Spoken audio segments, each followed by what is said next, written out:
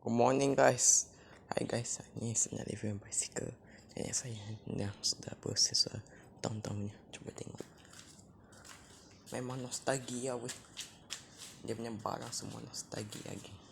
Cuba tengok, ini rim asal masih berkilat tapi skru dia dah berkarat-karat dah.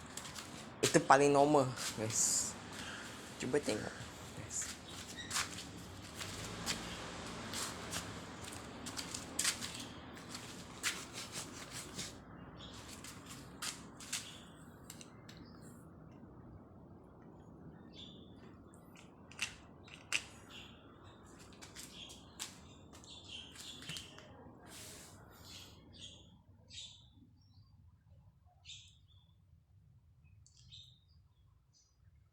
Berkilat.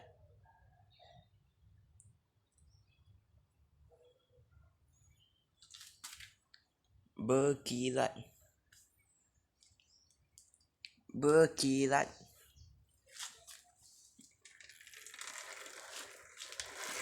Masih boleh pakai, bayangkan sudah bertahun-tahun. Dia punya bicycle tengok. Ini berangkat barang lah bicycle ni. Ini original. Tapi dalam dia memang berkoyak dia punya seat tu.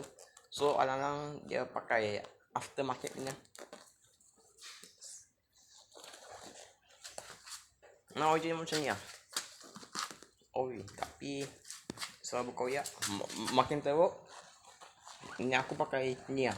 Pakai salon set untuk bicycle. Untuk cantik lah. Kan.